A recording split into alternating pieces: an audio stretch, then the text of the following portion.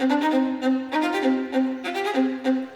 the year of our Lord 1806, the world was ending. Not with fire, not with famine, not even with 4 horsemen galloping across the sky. No, the end was nigh. Via chicken. Yes, a chicken, the feathery herald of Revelation, the clucking courier of Christ's return, the beaked beast of the apocalypse. No, not that chicken. It all began with an egg. On its shell was written 3 words that sent a shiver through the people of Leeds. Christ is coming. Spoiler alert, he didn't. The only thing that came was a lot of money for one very crafty woman, and eventually a hangman's noose. This is the story of Mary Bateman, the so-called Yorkshire witch and her doomsday chicken. Was it prophecy, poultry science, or just the dumbest scam in history? Tonight on Apocalypse Archives, we're going to crack open the tale of the prophet hen of Leeds. I think the word we're looking for is apocalypse. Apocalypse. Apocalypse!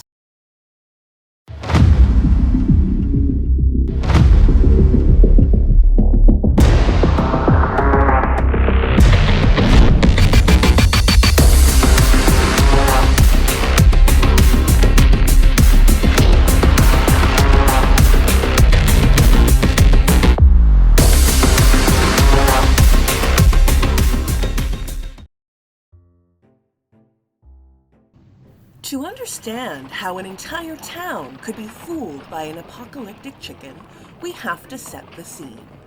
Welcome to Leeds, England in 1806. It's smoky, it's cramped, it smells like coal, horse manure, and bad hygiene. The Industrial Revolution is just beginning to roar. Textile mills are sprouting up like mushrooms. Children are working long hours at looms. Families are packed into tiny cottages. Most people are poor, most people are religious, and most people are convinced the world could end at any moment. Napoleon Bonaparte is storming across Europe. British soldiers are dying in distant wars, and food is scarce. Disease is common, and life expectancy is short. And when life is nasty, brutish, and short, people tend to look for answers. Preachers thunder from pulpits about Judgment Day. Pamphlets spread rumors about signs and wonders. Comets, eclipses, crop failures. Every natural event becomes a potential prophecy. This is what historians call a millenarian panic, the belief that the end of the world is right around the corner. And it wasn't new. In the 1500s, Martin Luther said the world couldn't possibly last another century. In the 1600s, some English Puritans thought that the English Civil War was proof that Revelation was unfolding. In the 1700s, the Great Fire of London, outbreaks of plague, and even earthquakes were all read as omens. So by 1806, people were primed to believe. They didn't need much convincing. If you told them that God was sending a message, they believed you. If you told them that that message came through a chicken, they didn't even blink. Don't blink. Don't even blink. Blink and you're dead. Because for people living in daily hardship, the miraculous wasn't just possible, it was expected.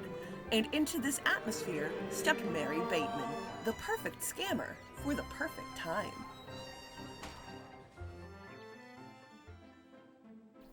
Mary Bateman was born in 1768 in Asenby, a small village near Thirsk in Yorkshire.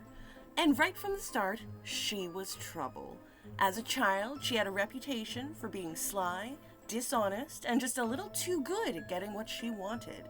Her neighbors described her as clever but untrustworthy, which is basically the historical way of saying, do not lend this kid your lunch money.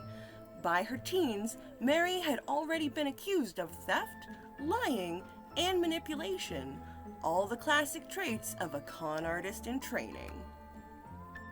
She eventually moved to Leeds, where the anonymity of a growing industrial town was the perfect environment for a budding scammer.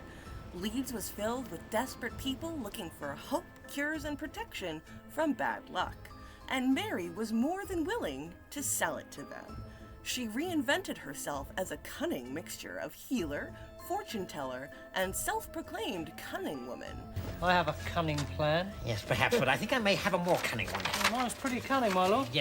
If you had a sick child, Mary had a remedy. If you thought someone cursed your livestock, Mary had a charm. If your husband was unfaithful, well then Mary had a spell. It was the 1800s equivalent of one of those pop-up ads promising to solve all your problems with one weird trick. Psychologists today would call this exploitation of cognitive bias, specifically authority bias and desperation bias. People trusted Mary because she seemed confident and authoritative, and because when you're poor, desperate, and living in a world where medicine is basically leeches and mercury, you'll cling to anyone who offers certainty. Mary's cures were nothing more than herbs, potions, and occasionally poison, but wrapped in mystery and confidence, they felt powerful. And let's be honest, the title of witch Whoa, she turned me into a newt! only helped her brand. The Yorkshire Witch wasn't an insult to Mary, it was marketing. In a world where supernatural explanations were more believable than scientific ones, witches filled the gap between religion and medicine. To the people of Leeds, Mary Bateman was not a con artist. She was a bridge to the spiritual realm, someone who could keep you safe when the church couldn't, and when doctors were both expensive and often lethal. This is where the sociology kicks in. Historian Keith Thomas described this kind of folk magic as the religion of the powerless. When people didn't have access to reliable institutions, they made their own belief systems. When Mary was tapping into centuries of tradition, like cunning women, Come over, my lord. I have a cunning plan that cannot fail. and charm sellers, which had been part of English rural life for generations, she was just adding her own flair.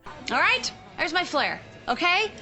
And, in her case, an alarming willingness to escalate from lying to outright killing.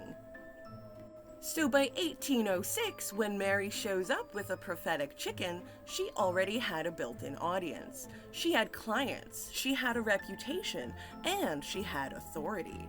If the average peasant had walked into the marketplace shouting, "The world is ending, my chicken told me so," they would have been laughed out of town. But when Mary Bateman said it, people listened. And when she pointed to an egg inscribed with the words, "Christ is coming," they didn't just listen, they paid.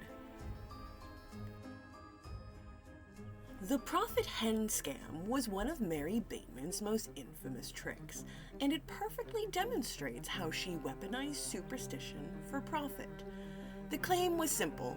A chicken in Leeds was laying eggs with apocalyptic messages. Each egg supposedly inscribed with words like "Christ is coming," and presented as divine proof that the end of the world was indeed at hand. In an era when signs and omens were taken with deadly seriousness, this wasn't just a curiosity, it was a prophecy. And Mary, conveniently, was the interpreter. She controlled access to the miraculous hen, framed the phenomenon as urgent proof of the approaching apocalypse, Apocalypse, apocalypse. and used the panic to sell charms, protections, and her continued guidance. Of course, the chicken wasn't channeling God, Mary was, and her method was both crude and effective. Chickens lay eggs If it lays an egg. through a process called oviposition. The egg forms in the hen's reproductive tract, moving through the ovary through the oviduct, where layers of albumin, membranes, and finally the hard shell are added before it's laid. Once an egg is fully formed and laid, the shell is hard but still porous, meaning it can be manipulated if someone knows what they're doing. Mary would take freshly laid eggs, carefully inscribe "Christ is coming" onto the shells with a corrosive substance like vinegar or mild acid. This would etch the message directly into the calcium carbonate of the shell without breaking it. Then, through a cruel trick, she forced the hen to relay the doctored egg by inserting it back into the bird's oviduct. To the villagers who witnessed it, the effect was astonishing. A hen clucked, strained, and produced an egg that appeared to carry a divine warning written by the hand of God himself. They had no way of knowing the biology at play or the lengths Mary had gone to stage the miracle. Instead, what they saw was proof of prophecy. The prophecy has been fulfilled! And Mary was right there to explain what it meant, and to sell them whatever charms or protections they thought would save them from the apocalypse. The scam worked because it combined spectacle, fear, and authority. The message on the egg tapped directly into existing apocalyptic beliefs, which were already common in the late 18th and early 19th centuries.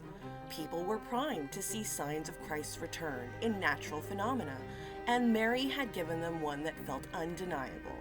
The biology of the chicken gave the illusion credibility, while Mary's reputation as a cunning woman gave her interpretation weight. It was part theater, part cruelty, part chemistry experiment, and above all, a devastatingly effective con.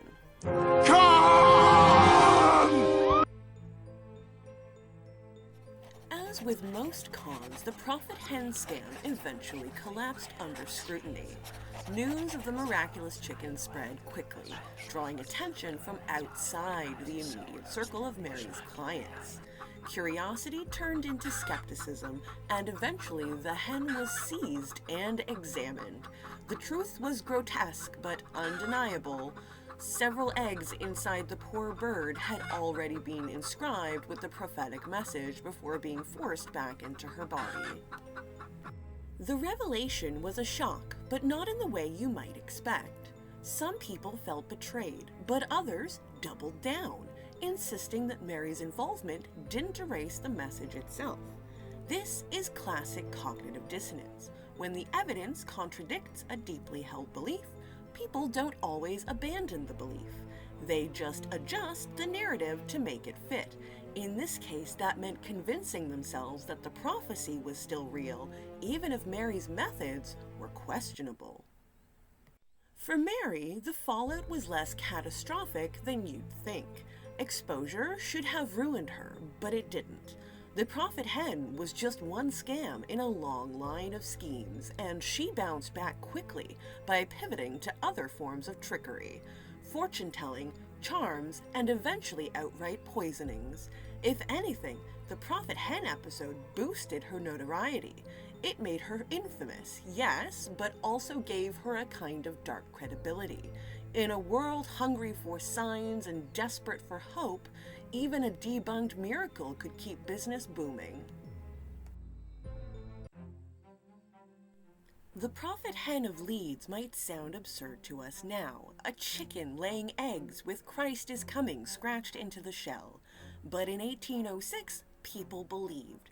They believed because the world was uncertain, because science was still young, and because someone like Mary Bateman was willing to exploit that fear.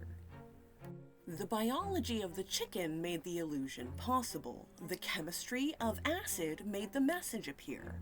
But the real story is about psychology, about how people, when faced with poverty, disease, and a lack of trustworthy institutions, will cling to anyone who offers certainty.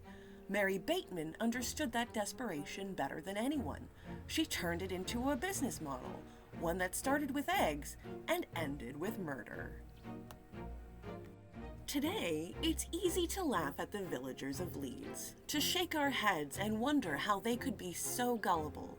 But belief in false prophets hasn't gone away.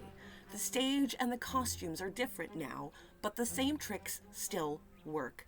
Confidence, authority, and the promise of salvation remain powerful tools in the hands of anyone willing to use them.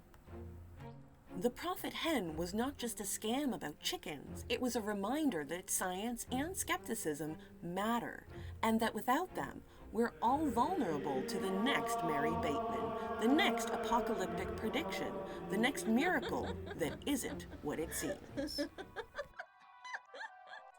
So that's the tale of Mary Bateman and her prophetic poultry. Proof that sometimes the apocalypse doesn't need fire or brimstone. Sometimes it just needs a con artist, a gullible crowd, and one very unlucky chicken. History is full of these failed doomsdays, and each one tells us more about human psychology than it does about divine prophecy. People wanted certainty, Mary gave them eggs, and for a while, that was enough. If you enjoyed this little trip through history's weirdest apocalypse, don't forget to like, subscribe, and sacrifice exactly one farm animal to the algorithm. Just kidding, please don't. Unless the algorithm actually accepts chickens now, in which case I might need to go shopping. You see him?